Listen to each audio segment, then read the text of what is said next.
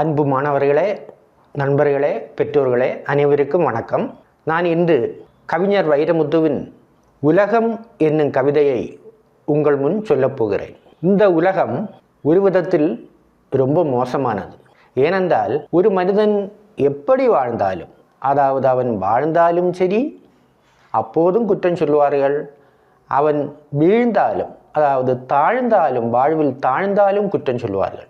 ஒருவனை வாழவே விட மாட்டார்கள். அவன் நன்றாக வாழ்ந்தாலும் குற்றம் சொல்வார்கள், மோசமாக வாழ்ந்தாலும் குற்றம் சொல்வார்கள். அதுதான் இந்த உலகம். இந்த உலகத்தின் இயல்பை மிக தெளிவாக விளக்குகின்றார் கவிஞர். இந்த பாடலை கேட்கும்போது உங்களுக்கு அது நன்றாக புரியும். உன்னை பார்த்து உலகம் குறைக்கும், தன்னம்பிக்கை தளர விடாதே.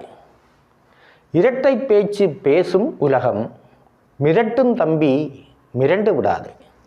உன்னை பார்த்து உலகம் குறைக்கும். உன்னை பார்த்து நீ எப்படி வாழ்ந்தாலும் நாய் குறைப்பது போல சிலர் உன்னை பார்த்து பொறாமையால் குறைப்பார்கள். ஆனால் நீ தன்னம்பிக்கையை விட்டு விடாதே, தளர்ந்து போகாதே. இரட்டை பேச்சு பேசும் உலகம். பொதுவாகவே இந்த உலகம் இரண்டு விதமான முறையில் ஒரு நபரை பற்றி பேசுகிறது. அதான் இரட்டை பேச்சு. மிரட்டும் தம்பி, உன்னை அந்த பேச்சுக்கள் மிரட்டும், நீ மிரண்டு விடக்கூடாது. ஒவ்வொரு வாயிலும் ஒற்றை நாக்கு. மனிதர்களாகிய நமக்கு நம்முடைய வாயில் ஒரே ஒரு நாக்கு தான் உண்டு. ஆனால் உலகு என்ற அந்த வாயில் இரட்டை நாக்கு உண்டு. அதாவது உலகில் உள்ளவர்கள் ஒரு நபரை பற்றி இரண்டு விதமாக பேசுவார்கள், ஒரு ஆளை பற்றி இரண்டு விதமாக பேசுவார்கள். எனக்கு நேர்ந்த இழிமொழி எல்லாம், நான் இன்று கவிஞன், இந்த கவிஞன் என்ற நிலையை அடைவதற்கு நான் மிகவும் சிரமப்பட்டிருக்கின்றேன். அந்த நேரத்தில் எனக்கு ஏராளமான இழிமொழிகள் கிடைத்துள்ளன. என்னை பற்றி பழி சொல்லியிருக்கிறார்கள். அப்படி எனக்கு நேர்ந்த மோசமான அனுபவங்களை எல்லாம், என்னை பார்த்து மற்றவர்கள் மோசமாக சொன்ன அந்த வார்த்தைகளை எல்லாம் உனக்கு சொல்கிறேன். நான் அந்த அனுபவங்களை உனக்கு சொல்லித் தருகிறேன். உள்ளத்தில் எழுது, நீ மனதில் பதியவை என் தம்பியே. இன்னிசை தமிழை எளிமை செய்தேன். நான் இன்னிசை தமிழ் திரைப்பட பாடலை எளிமையாக எழுதத் தொடங்கினேன். அதுவரை கொஞ்சம் கடினமான தமிழாக இருந்த அந்த திரைப்பட பாடலை நான் எளிமையான தமிழில் எழுதத் தொடங்கினேன். உடனே அதை கண்டு பொறாமைப்பட்ட சிலர், ஐயோ இவன் என்ன எழுதுகின்றான், இது இலக்கியம் இல்லையே, இந்த பாடலில் இலக்கியம் இல்லையே, இது வெறும் லேகியம் என்றது. லேகியம் கசக்கும், அதே மாதிரி இது கசப்பாக அல்லவா இருக்கிறது, இது அவ்வளவு நன்றாக இல்லையே, இதில் இலக்கியம் இல்லையே என்று கேலி செய்தார்கள். திரைப்பாட்டுக்குள் செழுந்தமிழ் செய்தேன்.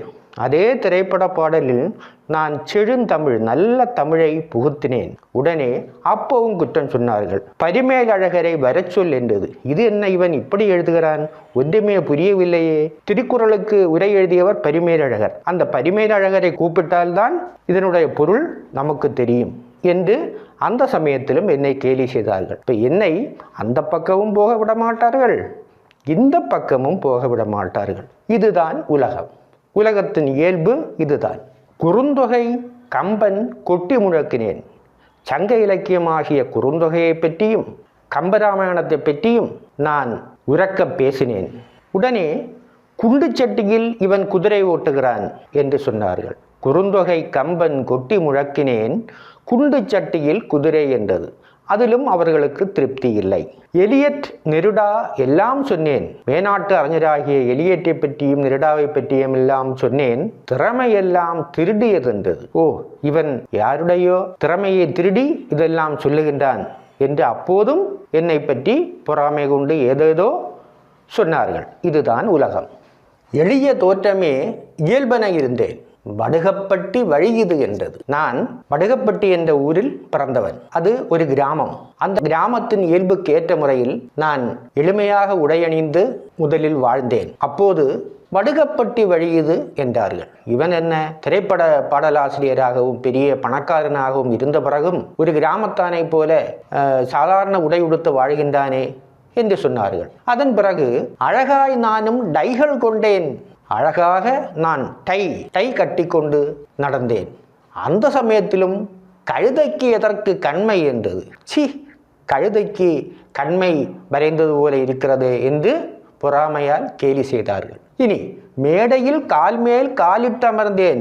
ஏதாவது நிகழ்ச்சி நடக்கக்கூடிய அந்த மேடையில் கால் மீது கால் போட்டு அமர்ந்தேன். உடனே அதை பார்த்தவுடன் என்னுடைய பகைவர்கள் படித்த திமிர்தான் பணிவில்லை என்றது. இவன் ஏதோ படித்திருக்கிறான் என்று திமிராக இருக்கின்றான், அதனால் தான் காலுக்கு மேல் கால் போட்டு உட்கார்ந்திருக்கின்றான், இவனுக்கு தாழ்மையே இல்லை என்று சொன்னார்கள். இனி மூத்தவர் வந்ததும் சரி இப்படி சொல்கிறார்களே என்று நினைத்து மூத்தவர் வந்ததும் முதலில் எழுந்தேன். நம்மை விட பெரியவர்கள் வந்தவுடன் அவர்களுக்கு மதிப்பு கொடுக்க வேண்டுமே என்று நினைத்து முதலில் எழுந்து நின்றேன். போதும் கவிஞன் நல்ல காக்கா என்றது. கவிஞன் நன்றாக காக்காய் பிடிக்கிறான், தன்னுடைய காரியம் நடப்பதற்காக காக்கா பிடிக்கிறான் என்று சொன்னார்கள். அந்த கால் மீது கால் விட்டு அமர்ந்த போதும் குற்றம் சொன்னார்கள். நான் மூத்தவர்கள் வரும்போது எழுந்து நின்ற போதும் கால் மீது கால் போடாமல் எழுந்து நின்ற சமயத்திலும் பொறாமை அவர்களுக்கு. அப்போதும் பொறாமை, இப்போதும் பொறாமை. இதுதான் உலகின் இயல்பு. உயர்ந்தோர் பெருமை உவந்து புகழ்ந்தேன். உயர்ந்தவர்களை கண்டால், நம்மை விட மூத்த சான்றோர்களை கண்டால் அவருடைய பெருமையை நான் உவந்து புகழ்ந்தேன், அதை கண்டு மகிழ்ந்து புகழ்ந்தேன். உடனே காதில் பூ வைக்கிறான் கவனம் என்றது. இவன் புகழறான் பாரு பொழுகிறான் பாரு, அவருடைய காதில் அவன் பூ வைக்கிறான், ஏதோ காரியம் நடப்பதற்காக காதில் பூ வைக்கிறான், ஏமாற்றுகின்றான், கவனமாக இருங்கள் என்று சொன்னது. விரல் நகத்தளவு விமர்சனம் செய்தேன். விரல் நகத்து அளவு, விரல் நக அளவு மிகவும் சிறிய அளவில் நான் சில காரியங்களை விமர்சனம் செய்தேன். அப்போது அறிவாள் எடுக்கிறான் 10 என்றது. டேய் பாரு, அவன் நம்மை கொல்வதற்காக அறிவாளை தூக்குகின்றான், 10 நீ ஓடு, விலகினில் என்று சொன்னது. அப்போ உயர்ந்தவர்களை புகழ்ந்த போதும் காதில் பூ வைக்கிறான் என்று அவர்கள் என்னை கேலியாக சொன்னார்கள். கவனம் வேண்டும் என்று சொன்னார்கள். விமர்சனம் செய்த நேரத்திலும் நம்மை கொல்வதற்கு அவன் வருகின்றான், கவனமாக இரு என்று சொல்லுகின்றார்கள். அப்படி செய்தாலும் தப்பு, இப்படி செய்தாலும் தப்பு. இதுதான் உலகத்து இயல்பு. மற்றவர் சூழ்ச்சியால் மண்ணில் விழுந்தேன், புத்தி கொழுத்தவன் புதைந்தான் என்றது. பொறாமையால் மற்றவர்கள் செய்த சில சூழ்ச்சியின் காரணமாக, சில தந்திரங்களின் காரணமாக நான் தளர்ந்து போனேன். அந்த சமயத்தில் சந்தோஷத்தால் அவர்கள் புத்தி மழுங்கி அவன் புதைந்து விட்டான், இறந்து விட்டான் என்று சொல்லி சிரித்து கொண்டாடினார்கள். அந்த துன்பத்திலும் மூச்சு பிடித்து முட்டி முளைத்தேன். எல்லாவற்றையும் தாங்கி கொண்டு, எல்லாவற்றையும் சகித்து கொண்டு நான் எதிர்நீச்சல் போட்டு நான் மீண்டும் அதிலிருந்து எழும்பி வந்தேன். உடனே தந்திரக்காரன் தள்ளி நில் என்றது.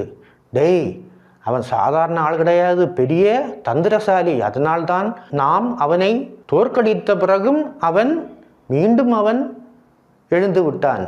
தள்ளி நில், அவனால் நமக்கு ஆபத்து, தள்ளி நில் என்றது.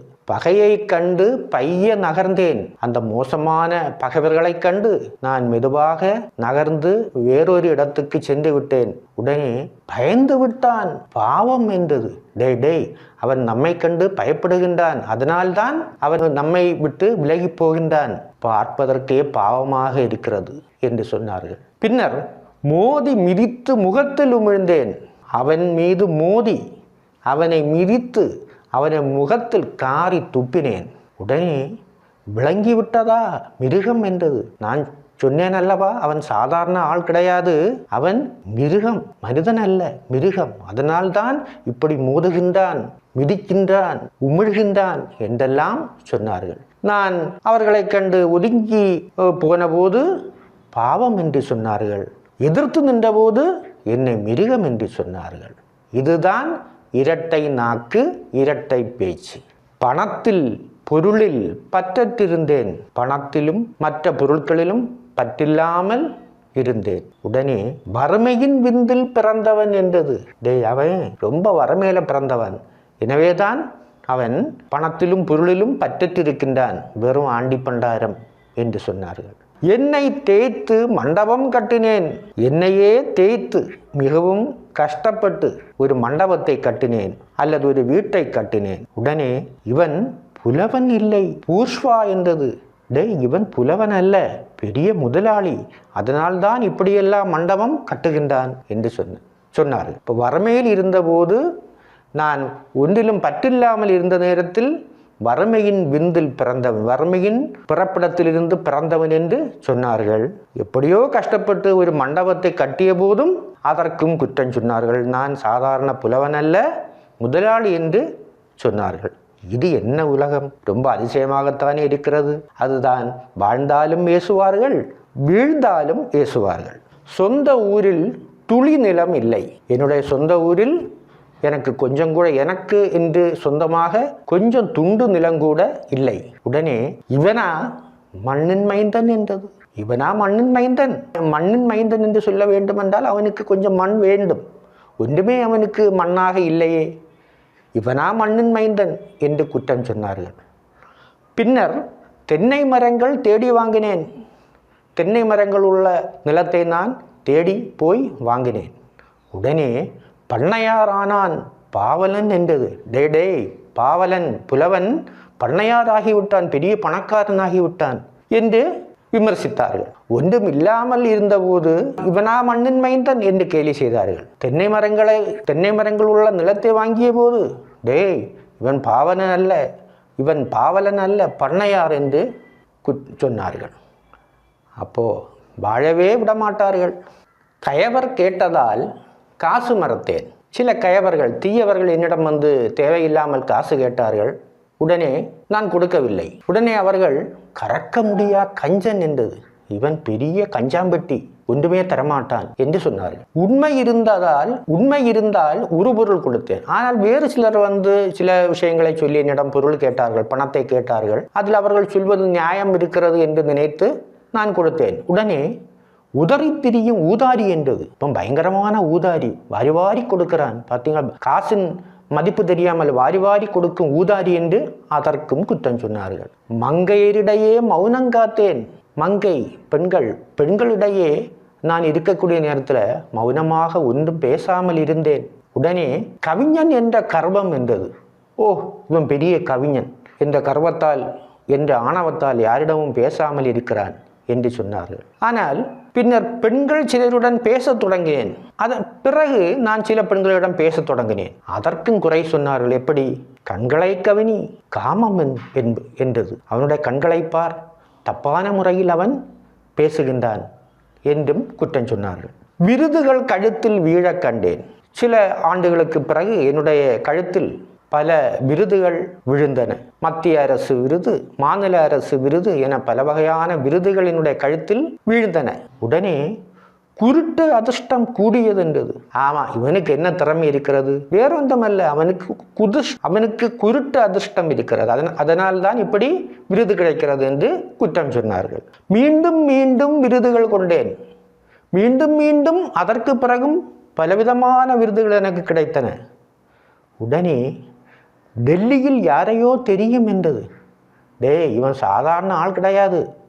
டெல்லியில் இவனுக்கு யாரோ வேண்டப்பட்டவங்க இருக்கிறாங்க, அதனால தான் இவனுக்கு திரும்ப திரும்ப விருது கிடைக்கிறது என்று அதற்கும் குற்றம் சொன்னார்கள். திசைகள் தோறும் தேதி கொடுத்தேன். நான் கொஞ்சம் கூட பிரபலமாகி பல திசைகளிலும் எனக்கு புகழ் வந்து எல்லோருக்கும் நான் என்னுடைய நிகழ்ச்சிகளை நடத்துவதற்கு தேதிகளை கொடுத்தேன். உடனே ஐயோ, இவன் புகழுக்கு அலைகிறான் என்றது. ஆமாம், அவனுக்கு புகழ் தான் முக்கியம், அதனால் புகழுக்கு அலைகிறான். அதனால்தான் கேட்கக்கூடியவர்களுக்கெல்லாம் தேதியை எழுதி கொடுக்கின்றான். நான் இன்று வருகிறேன், நாளை வருகிறேன் என்று. பிறகு நேரக்குறைவு நிறுத்தி கொண்டேன். பிறகு எனக்கு எல்லா இடத்திலும் போக முடியவில்லை. நேரக்குறைவினால் நான் அந்த நிகழ்ச்சிகளை நிறுத்தி கொண்டேன். அப்போது கணக்கு பார்க்கிறான் கவிஞன் என்றது. அந்த கவிஞனை பாரு, அவன் கணக்கு பார்க்கிறான். யார் கூப்பிட்டாலும் போவதே இல்லை. கத்தும் நாய்க்கு காரணம் வேண்டாம். கத்தக்கூடிய நாய்க்கு ஏதாவது காரணம் வேண்டுமா? வேண்டாம். அது குறைத்து கொண்டே இருக்கும். ஒரு காரணம் இல்லாமல் குறைத்து கொண்டே இருக்கும். அந்த நாய் குணத்தை உடையவர்களே இந்த பொறாமைக்காரர்கள். தன் நிழல் பார்த்து தானே குறைக்கும். அந்த நாய் தன்னுடைய நிழலை பார்த்து கூட வேறு ஒரு ஆள் என்று நினைத்து குறைக்கும். அந்த நாயை போன்றவர்கள் இந்த மனிதர்கள். உலகின் வாயை தைத்திடு. நீ முதலில் உலகத்தின் வாயை ஒரு நூலையும் ஊசியையும் எடுத்து தைத்திடு, அல்லது 2 செவிகளை இறுக்கி மூடிடு. உன்னுடைய 2 செவிகளையும் நன்றாக மூடிக்கொள். உன்னை பற்றி பலரும் ஏதாவது சொல்லிக்கொண்டே இருப்பார்கள். அதனால நீ ஒன்றுகில் உலகின் வாயை மூட வேண்டும், தைக்க வேண்டும், உலகின் வாயை தைக்க வேண்டும், அல்லது உன்னுடைய 2 செவிகளையும் இறுக மூடிக்கொள்ள வேண்டும். அப்போதுதான் உனக்கு சமாதானமாக இருக்க முடியும். உலகின் வாயை தைப்பது கடினம். இந்த உலகத்தின் வாயை தைப்பது என்பது மிகவும் சிரமமான காரியம், கஷ்டமான காரியம். எந்தெந்த உலகத்தில் கோடிக்கணக்கான மக்கள் உண்டு. அந்த மக்களுடைய வாயை தைப்பது என்பது கடினமான ஒரு காரியம். ஆனால் ஒரு காரியம் எளிமையானது. என்ன? உந்தன் செவிகளை மூடுதல் சுலபம். உலகத்தின் வாயை தைப்பதை விட உன்னுடைய 2 செவிகளையும் உன்னுடைய கைகளினால் மூடிக்கொள்வது, இறுக மூடிக்கொள்வது சுலபம். எனவே நீ அதையாவது செய் மனிதா என்று நல்லவர்களாகிய மனிதர்களை பார்த்து கவிஞர் வைரமுத்து சொல்லுகின்றார். எவ்வளவு நன்றாக நாம் வாழ்ந்தாலும் அது மற்றவர்களுக்கு பொறாமையை உண்டாக்கும். நம்முடைய நாட்டை பொறுத்தவரையில் இப்படி குற்றம் சொல்லிக்கொண்டே இருப்பார்கள் என்று சொல்லக்கூடிய உலகின் இயல்பை மிக இயல்பாக விளக்கக்கூடிய ஒரு பாடல். இனி நான் இந்த பாடலை தொகுத்து சொல்லப்போகின்றேன், கேளுங்கள். உன்னை பார்த்து உலகம் குறைக்கும், தன்னம்பிக்கை தளர விடாதே. இரட்டை பேச்சு பேசும் உலகம், மிரட்டும் தம்பி மிரண்டு விடாதே. ஒவ்வொரு வாயிலும் ஒற்றை நாக்கு, உலகின் வாயில் இரட்டை நாக்கு. எனக்கு நேர்ந்த இழிமொழியெல்லாம் உனக்கு சொல்கிறேன், உள்ளத்தில் எழுது. இன்னிசை தமிழை எளிமை செய்தேன், இலக்கியமில்லை லேகியம் என்றது. திரைப்பாட்டுக்குள் செழுந்தமிழ் செய்தேன், பரிமேலழகரை வரச் சொல் என்றது. குறுந்தொகை கம்பன் கொட்டி முழக்கினேன், குண்டு சட்டியில் குதிரை என்றது. எலியட் நெருடா எல்லாம் சொன்னேன், திறமையெல்லாம் திருடியதென்றது. எளிய தோற்றமே இயல்பன இருந்தேன், வடுகப்பட்டி வழியுது என்றது. அழகாய் நானும் டைகள் கொண்டேன், கழுதைக்கு எதற்கு கண்மை என்றது. மேடையில் கால்மேல் காலிட்டு அமர்ந்தேன், படித்த திமிர்தான் பணிவில்லை என்றது. மூத்தவர் வந்ததும் முதலில் எழுந்தேன், கவிஞன் நல்ல காக்கா என்றது. உயர்ந்தோர் பெருமை உவந்து புகழ்ந்தேன், காதில் பூ வைக்கிறான் கவனம் என்றது. விரல் நகத்தளவு விமர்சனம் செய்தேன், அறிவாள் எடுக்கிறான் 10 என்றது. மற்றவர் சூழ்ச்சியால் மண்ணில் விழுந்தேன், புத்தி கொடுத்தவன் புதைந்தான் என்றது. மூச்சு பிடித்து முட்டி முளைத்தேன், தந்திரக்காரன் தள்ளி நில் என்றது. பகையை கண்டு பைய நகர்ந்தேன், பயந்து விட்டான் பாவம் என்றது. மோதி மிதித்து முகத்தில் உமிழ்ந்தேன், விளங்கிவிட்டதா மிருகம் என்றது. பணத்தில் பொருளில் பற்றற்றிருந்தேன், வறுமையின் விந்தில் பிறந்தவன் என்றது. என்னை தேய்த்து மண்டபம் கட்டினேன், புலவன் இல்லை பூஷ்வா என்றது. சொந்த ஊரில் துளி நிலம் இல்லை, இவனா மண்ணின் மைந்தன் என்றது. தென்னை மரங்கள் தேடி வாங்கினேன், பண்ணையார் ஆனான் பாவலன் என்றது. கயவர் கேட்டால் காசு மறுத்தேன், கறக்க முடியா கஞ்சன் என்றது. உண்மை இருந்தால் உருபொருள் கொடுத்தேன், உதறி திரியும் ஊதாரி என்றது. மங்கையரிடையே மௌனம் காத்தேன், கவிஞன் என்ற கர்வம் என்றது. பெண்கள் சிலருடன் பேசத் தொடங்கினேன், கண்களை கவினி காமம் என்றது. விருதுகள் கழுத்தில் வீழக் கண்டேன், குருட்டு அதிர்ஷ்டம் கூடியதென்றது. மீண்டும் மீண்டும் விருது கொண்டேன், மீண்டும் மீண்டும் விருதுகள் கொண்டேன், டெல்லியில் யாரையோ தெரியும் என்றது. திசைகள் தோறும் தேதி கொடுத்தேன், ஐயோ புகழுக்கு அலைகிறான் என்றது. நேர குறைவு நிறுத்தி கொண்டேன், கணக்கு பார்க்கிறான் கவிஞன் என்றது. அப்படி இருந்தால் அதுவும் தப்பு, இப்படி இருந்தால் இதுவும் தப்பு. கத்தும் நாய்க்கு காரணம் வேண்டாம், தன் நிழல் பார்த்து தானே குறைக்கும். உலகின் வாயை தைத்திடு, அல்லது 2 செவிகளை இறுக்கி மூடிடு. உலகின் வாயை தைப்பது கடினம், உந்தன் செவிகள் மூடுதல் சுலபம். நன்றி, வணக்கம். கவிதையை நீங்கள் கேட்டிருப்பீர்கள், கவிதையை நன்றாக கவனித்திருப்பீர்கள். இந்த உலகின் இயல்பை மிகவும் இயல்பாக, மிகவும் தத்ரூபமாக கவிஞர் வைரமுத்து இங்கே வடித்து தந்திருக்கின்றார், வடித்து காட்டியிருக்கின்றார். ஒரு மனிதனை வாழவே விடமாட்டார்கள். அவன் ஏழையாக இருந்தாலும் சரி, பிறகு ரொம்ப கஷ்டப்பட்டு அவன் முன்னுக்கு வந்தாலும் சரி, எந்த நேரத்திலும் அவனை பற்றி குறை சொல்வதே நம் நாட்டை பொறுத்தவரையில் மக்களின் இயல்பு என்பதை மிகவும் அருமையாக சொல்லக்கூடிய ஒரு கவிதை. இந்த கவிதை உங்களுக்கு பிடித்திருந்தால் அனைவரும் எனக்கு சப்ஸ்கிரைப் செய்ய வேண்டும், லைக் செய்ய வேண்டும். உங்களுக்கு தெரிந்த அனைத்து குழுக்களிலும் இதை பகிர்ந்து கொள்ள வேண்டும் என்று கேட்டுக்கொண்டு முடிக்கின்றேன். நன்றி, வணக்கம்.